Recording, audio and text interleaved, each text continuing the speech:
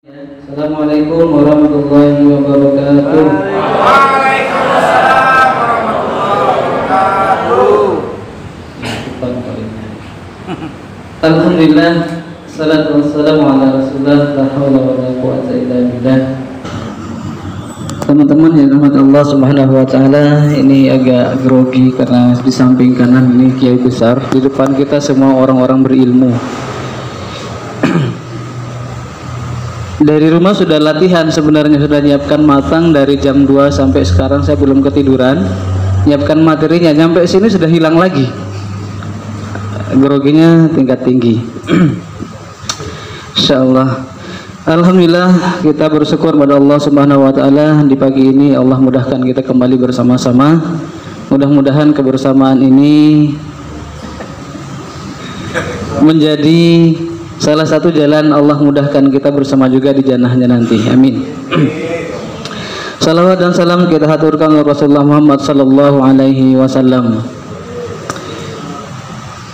Teman-teman yang dirahmati Allah, karena tausiahnya singkat, pertama yang pengen saya sampaikan, setiap kita ada pertemuan itu sering kita di kamera-kamera, dan saya tapi jarang lihat gambar saya ada di mana. Ada yang pakai video YouTube, tapi nggak pernah juga saya cari, itu nggak ada, nggak pernah ketemu di YouTube itu, gitu. Nggak tahu larinya kemana, jangan-jangan pura-pura aja ini barangkali. Iya, gaya-gaya aja barangkali. Hanya satu orang yang saya dapat apresiasi dari situ ketika kegiatan di atas kemarin. Masya Allah, saya bangga di rumah sendirian, tapi bangganya karena orang lain nggak saya kasih tahu. Baru di sini saya buka rahasianya. Ada seorang teman kita, dengan diam-diam beliau merekam saya ngaji, dan itu dipakai di status WA-nya kalau nggak salah. Alhamdulillah, terima kasih yang sudah membuat saya bahagia sendirian di rumah. Oh, IG juga. Mudah-mudahan jadi sebuah kebaikan dengan membahagiakan saya walaupun sendirian. Ya, tetap saya rahasiakan karena insya Allah nilainya itu ikhlas, biar tetap ikhlasnya terjaga. Ustadz rahimakumullah, mudah-mudahan pertemuan kita kali ini ada sedikit manfaat dari apa yang kita jalani hari ini. Kita saling komunikasi dalam kesempatan ini, mudah-mudahan ada pertanyaan-pertanyaan yang bisa dijawab. Bapak Ibu Guru rahimakumullah, kalau saya sebutkan Susi Susanti, apa yang kita ingat? Badminton. Kalau Muhammad Ali, tinju. Kalau Ki Mantap, dalang, wayang kulit. Kalau Maradona, sepak bola. Kalau Kiai atau Ustadz, kita ingat pengajian. Ini panjang Pak, kita isinya ini aja. Yang kedua, kalau kita sebutkan Rudi Hartono, apa yang kita ingat? Badminton juga. Kalau Rudi Hadi Suwarno, rambut, penata rambut. Kalau Rudi Habibi, apa? Pesawat. Kalau Rudi rumah saja, emang nggak nyambung. Rudi rumah saja, bahasa, iya kopi. Ya, harusnya kan lu di rumah aja, kita balik. Berikutnya, apa yang kita lihat ketika sosok ini kita sebut? Mohon maaf sebelumnya. Ibunda kita, Ibu Royhanun, Kepala Madrasah. Kalau Ibu Haji Fitriah, Kepala TU, berarti normal semua ini. Kemudian Ibu Umi Putri Ibalia, Perpustakaan. Pak Ibrahim, apa yang kita lihat? Nah, taman. Pak Marianto, apa yang kita lihat? Gerbang dan depan sekolah. Kalau Pak Sardi, duit. Ya. Berikutnya Pak Sarno, matematika dan kopi. Kalau Pak Sarohman, BK. Ternyata sama dengan saya. Kalau Pak Sam Aditama, kamera. Itu yang saya cari, gambar saya itu di mana, nggak pernah ketemu. Baik, Bapak Ibu sekalian dirahmati Allah Subhanahu wa taala. Lanjut soalnya. Idul Fitri itu syariat. Kalau silaturahim itu untuk umat, halal bihalal untuk masyarakat. Karena memang tidak terlalu ada dalil halal bihalal. Kita nggak usah cari di sini. Nggak penting-penting amat juga. Yang penting kita laksanakan. Baik. Kita bicara tentang halal bihalal, bukan id. Kalau yang id tadi sudah lewat, Ustaz. Saya juga nggak punya baju baru. Halal bihalal ini kita akan berbicara tentang salah. Yang salah itu kalau kita tidak bicarakan di sini juga jadi semakin salah. Berbuat kesalahan kita juga salah. Ini kita akan bicara tentang salah. Salah itu satu, salah membawa berkah. Dua, ada salah membawa musibah. Dan yang ketiga, salah membawa susah. Kecuali Muhammad salah. Yang pertama, apa yang dimaksud dengan salah membawa berkah? Ketika seseorang itu datang merasa bersalah, yang didatangi orang yang dia bersalah kepadanya, atau kita datang pada orang itu karena kita bersalah padanya, lalu kemudian kita menyampaikan maaf, saya salah. Ini namanya salah membawa berkah. Di mana berkahnya? Ketika seorang menantu datang pada mertuanya, Bu, maaf sudah lama tidak pulang. Tahun kemarin tidak pulang, hari ini nggak pulang lagi. Datangnya via virtual. Bu, minta maaf tidak bisa pulang. Salah satu penyebabnya COVID, yang kedua tidak ada modal. Akhirnya karena orang tuanya juga, mertuanya juga pengertian, ya sudah nak, nggak apa-apa, nggak pulang. Tapi setelah ada kelonggaran waktu, nanti COVID ini selesai masalahnya, kamu boleh pulang. Terus masalah yang kedua, nggak usah dipikir, nanti ibu transfer. Itu Pak berkahnya, Pak. Jadi ada berkah di antara yang salah itu. Kemudian yang kedua, kita singkat saja, ada salah membawa musibah. Orang yang jelas salah, tidak merasa salah, dibenarkan malah marah.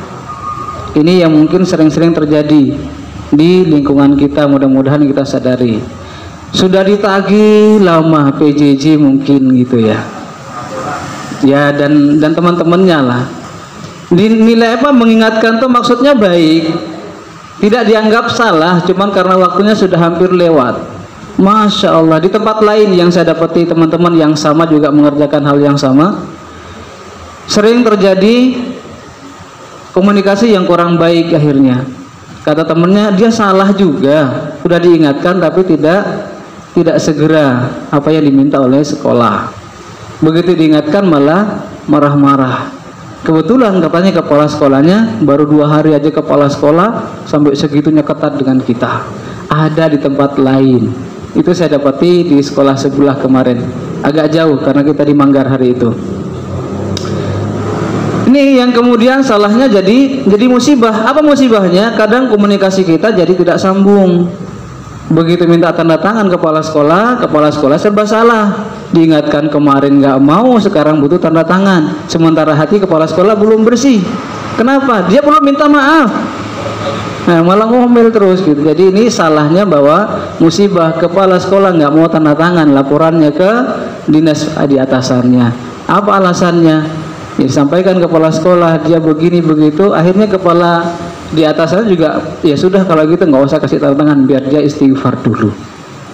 Ini salah dia bawa musibah. Kemudian yang kedua, ada salah membawa susah. Itu kalau orang pinjam uang, kita ngutang misalkan, ditagih karena ngutangnya tadi di rumah, ditagih di jalan nggak mau bayar. Akhirnya dipepet terus, nggak bisa pulang juga nggak bayar-bayar. Begitu nyampe rumah kepikiran langsung nggak bayar Pak, karena stroke langsung jadi jenazah. Ada ini kondisinya. Semakin dia nggak bayar, apa alasannya nggak bayar? Ketika ditagih di rumah, kan sudah perjanjian dulu, kalau ada suami jangan nagih, kalau ada istri jangan nagih. Karena ini hutang, jangan sampai istri saya tahu atau jangan sampai suami saya tahu. Ada yang dirahasiakan, ternyata dia ngutang emas 20 gram, nggak boleh ketahuan suaminya, mau dibayar pelan-pelan pakai uang, pakai belanja yang biasanya dikasih setiap bulan. Nah, kemudian jadi susahnya kenapa? Wajar kemudian beberapa hari, beberapa bulan ini makanan di rumah yang lauknya biasanya ini itu sekarang diatur-atur, susah jadinya karena tidak ngomong suaminya atau tidak ngomong istrinya. Mungkin ada, itu contoh-contoh saja. Teman-teman rahmatullah, jadi sebaiknya dari hal-hal yang salah tadi, sebagaimana kita di hadapan Allah Subhanahu wa taala, itu kita dituntut untuk mendapatkan salah yang membawa berkah. Ketika kita menyadari kita bersalah di hadapan Allah, maka kita akan segera bertaubat untuk kemudian membersihkan dosa. Pembersihnya dosa itu ada 5. Barangkali ada yang paham nanti. Kalau pembersihnya badan adalah sabun ketika kita mandi, pembersih piring kita otomatis pakai sabun cuci piring, apa itu dari Mama Lemon sampai Sunlight, hafal kalau itu produk siapa juga dihafal. Kemudian pembersih mobil ya pakai pembersihnya mobil. Sementara untuk pembersih dosa itu ada 5. Yang pertama harian. Harian ini ada istighfar, ada doa juga di situ. Ya, ini ada sholat kita, itu kan pembersih harian kita dari dosa kita. Yang kedua, bersihkannya secara mingguan atau pekanan, khususnya bapak-bapak pada hari Jumat. Ibu-ibu juga sama, ketika di rumah di hari Jumat itu harusnya dia menjadi pembersihnya ketika di minggu itu. Kemudian berikutnya ada yang tahunan, yang barusan lewat dengan kita, ibadah di bulan Ramadan, puasa khususnya, yang kemudian banyak menggugurkan semua dosa-dosa. Lalu ada yang pembersih dosa yang sekali seumur hidup, diwajibkan bagi yang kemudian punya kemampuan, yakni beribadah di tanah suci, berhaji. Dan yang paling mudah kita dapati setiap saat, tidak perlu siapa-siapa dan apa-apa kondisinya, istighfarnya di setiap saat. Ibu bapak rahimakumullah, ini barangkali di antara pembersih dosa yang mesti kita lakukan. Lalu kemudian dosa kita antara Allah itu yang seperti itu. Kalau dosa dengan sesama manusia, satu teman kerja begini, pembersihnya itu halal bihalal. Kalau yang kemarin mungkin nggak ketemu, yang hari ini bisa ketemu di sini, maka semoga dengan halal bihalal, istilah kita ini saling menghalalkan. Yang dosa kemarin kita hapus dan kita berjanji ke depan tidak akan ada dosa. Itu harus dijanjikan Pak. Sebagaimana kita kemarin Ramadan, komitmen kita untuk menyelesaikan Ramadan dengan sebaik-baiknya, maka izinkan Ramadan yang memberikan banyak pelajaran buat kita, membimbing kita sampai jumpa dengan Ramadan yang akan datang. Jadi di halal bihalal kali ini, di saat ini adalah bagian di antara penghapus dosa satu sama lain di antara kita.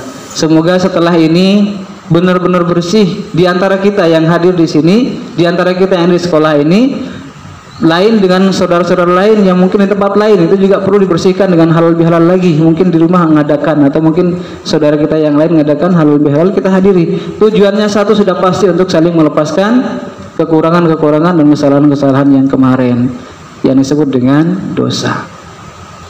Ibu bapak rahimakumullah, para guru yang dirahmati Allah Subhanahu wa taala, ini barangkali singkat, mudah-mudahan kita termasuk orang-orang yang dimudahkan ikhlas untuk memaafkan saudara kita, khususnya teman-teman kerja di sini. Tidak ada lagi yang melihat meja sebelah kok kurang rapi, meja sebelah kok banyak ini itunya, kok saya tidak, dan lain sebagainya. Semua dihilangkan, semua dibuang, dan mudah-mudahan dengan itu Allah ampuni dosa-dosa kita semuanya. Hadanallahu wa iyyakum ajmain. Assalamualaikum warahmatullahi wabarakatuh. Waalaikumsalam warahmatullahi wabarakatuh.